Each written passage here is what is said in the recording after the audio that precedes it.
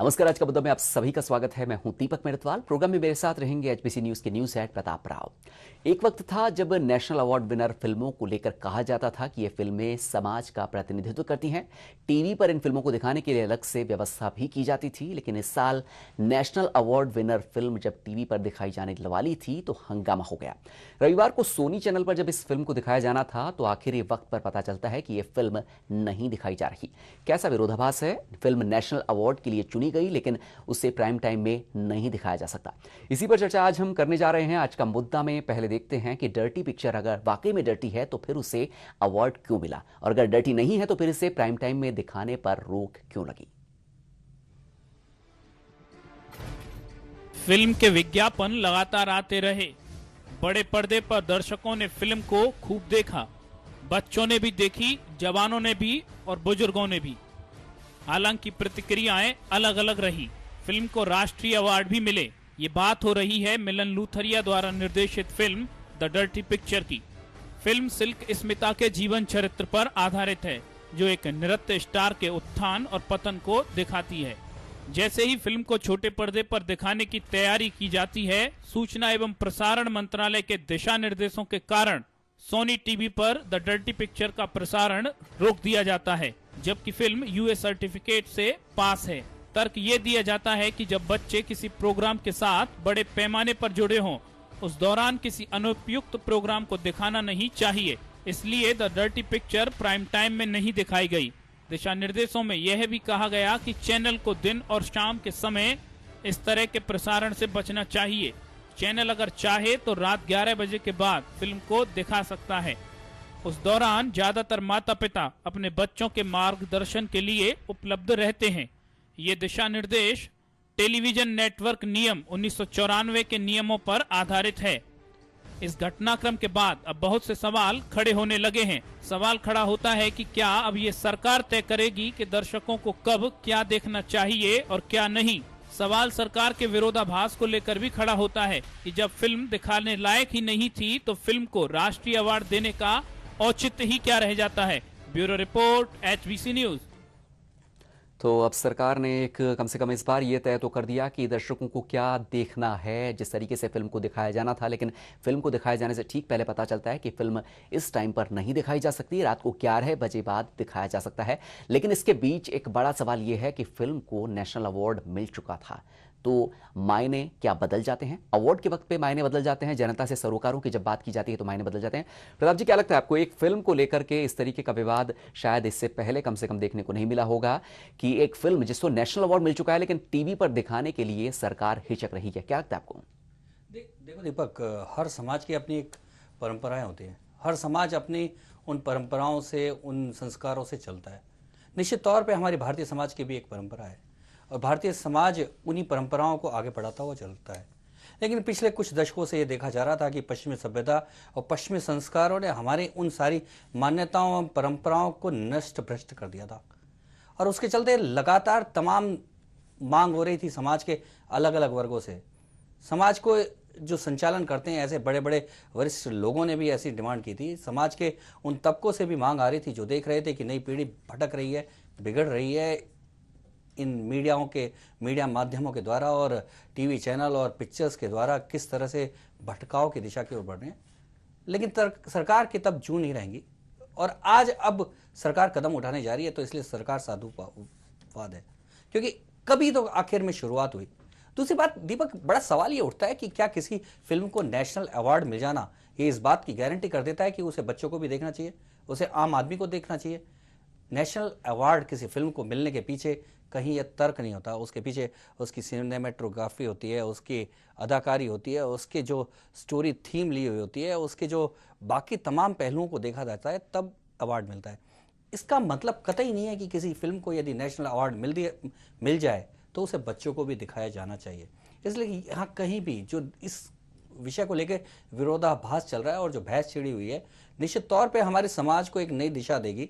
ये बहस जरूर छिड़नी चाहिए थी, डर्टी पिक्चर के माध्यम से छिड़ी। अब कम से कम सरकार ये तो सोचने लग गई कि आखिर में हमारी बच्चों को, हमारी नई पीढ़ी को क्या दिखाया जाए। निश्चित तौर पे ये बड़ा सोचने का विषय था और चिंता का विषय था। और सरकार यदि इस पर पहल कर रही है तो निश्चित तौर पे ये एक शुरुआत मेरे हिसाब से तो एक सही लगती है। तो सरकार ने जिस तरीके से इस बार कदम उठाया उसका कई जगहों पर स्वागत भी किया गया है, कई जगहों पर इसका विरोध भी किया गया है कि सरकार अब ये कैसे निश्चित करेगी कि कब क्या देखना है दर्शकों को, दर्शक क्या देख सकते हैं क्या नहीं देख सकते। उनके हाथ में रिमोट होने के बाद भी इसका फैसला दर्शक नहीं बल्कि सरकार करेगी। बात करेंगे समाज की। पिछले कुछ सालों में जब से सिनेमा, इंटरनेट और मोबाइल जैसे साधन आम आदमी के पास पहुंचे हैं, वैसे वैसे ही समाज में खुलापन भी बढ़ा है। साफ तौर पर यह देखा भी जा रहा है और इस खुलेपन के कई साइड इफेक्ट भी देखने को मिल रहे हैं। कई तरह के अपराध ऐसे हैं जिनमें लगातार बढ़ोतरी हो रही है और साथ ही सबसे बड़ी बात यह भी सामने आई है कि वो चीज जी खुलापन हो तो चलेगा। खुलापन आदमी के कपाट को खोलता है, लेकिन ये नंगापन है। जिस तरह का जो समाज पे, हमारे भारतीय समाज पे पिछले कुछ दशकों से जो थोपा जा रहा है वो नंगापन है, उसे केवल खुलापन कह देना। और इस नंगेपन को रोका जाना बहुत जरूरी है। सरकार यदि इस ओर ध्यान दे रही है तो निश्चित तौर पे आने वाले समय में और ज़्यादा इस मामले में सख्ती आएगी, हमारी पीढ़ी को सही दिशा मिलेगी, ऐसा लगता है। तो जिस खुलेपन का नाम दिया जा रहा है दरअसल उसमें फिलहाल अब ये देखने को मिल रहा है कि उसके कुछ साइड इफेक्ट्स, बहुत सारे साइड इफेक्ट देखने को मिल रहे हैं। अपराधों की अगर बात करें, पुलिस के आंकड़े ये बताते हैं समाज में जो घटनाएं हो रही हैं उन पे काफी हद तक सिनेमा का रोल होता है, खुलेपन का रोल होता है। और सबसे बड़ी बात ये भी सामने आ रही है कि वो चीजें जिन पर बात करना पहले काफी हिम्मत वाला काम माना जा रहा था, उन पर खुले तौर पर बहस होने लगी है। बड़े बड़े जगहों पर इस पर बहस होती है, इसको लेकर के धरने प्रदर्शन किए जाते हैं और कई और अधिकारों की मांग की जाती है। इसी पर निगाह डालती एक रिपोर्ट देखते हैं, उसके बाद बात करेंगे कि इस डर्टी पिक्चर के दूसरे क्या क्या पहलू हैं जो कि फिलहाल चर्चा में रहे हैं।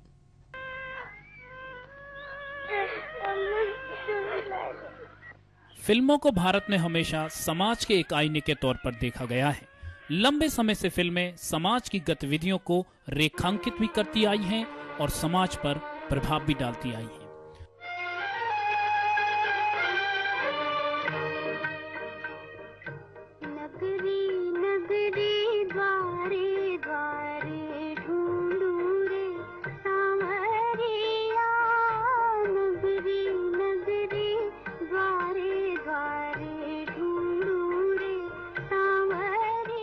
विमल रॉय, सत्यजीत रे, वी शांताराम जैसे फिल्मकारों ने हमेशा अपनी फिल्मों के माध्यम से समाज की विसंगतियों की ओर ध्यान खींचने की कोशिश की और समाज पर प्रभाव भी डाला। भाषा भारत ने दुनिया को पहले सिखलाई, देता न दशमलव भारत तो यूं चांद पे जाना मुश्किल था। धरती और चांद की दूरी का अंदाजा लगाना मुश्किल। 2 बीघा जमीन और मदर इंडिया जैसी फिल्मों ने तात्कालीन समाज का वास्तविक आईना भी पेश किया। स्वतंत्रता संग्राम, देश के विभाजन की त्रासदी, सीमा युद्ध, भूख, गरीबी, आतंकवाद, अशिक्षा, बाल विवाह, दहेज, स्त्री शोषण जैसी विसंगतियों पर भी व्यापक पैमाने पर फिल्में बनती रही और फिल्मों के माध्यम से समाज में परिवर्तन भी होता रहा। समाज में जागरूकता आई, समाज ने नई दिशा ग्रहण की, लेकिन बदलते वक्त के साथ परिवेश भी बदल गए और आईना भी। जितने रंग उतने रूप।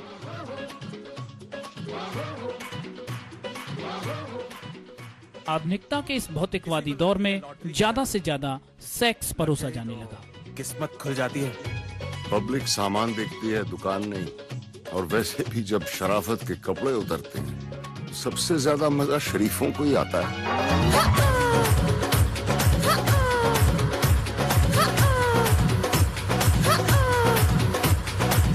किसी को होती है मोहब्बत की तरह। आप सिल्क हो ना?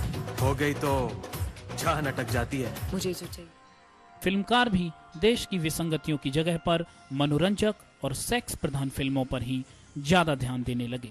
The dirty picture, love, sex and धोखा, मर्डर, जिस्म जैसी फिल्में समाज का दूसरा ही आईना दिखाने लगी। कि अब पानी भी पीता हो ना। समाज के एक विशेष वर्ग को ध्यान में रखकर बनाई जाने वाली ऐसी फिल्में समाज को भटकाती जा रही हैं, विकृत करती जा रही हैं। बिग बॉस जैसे रियलिटी शो इसमें और भी ज्यादा चार चांद लगा देते हैं। वास्तविकता में अगर देखा जाए तो आज के दौर में फिल्मों से समाज का आईना कहीं खोता जा रहा है। Bureau report, HBC news.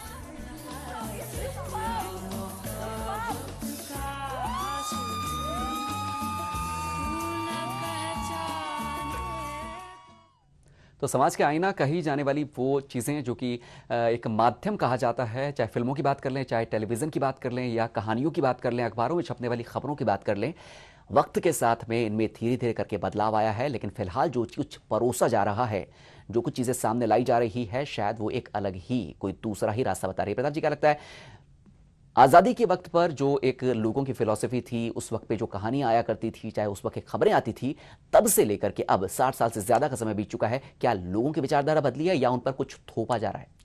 देखो दीपक, पहली बात तो यह है कि युगानुकूल परिवर्तन बहुत ज़रूरी है।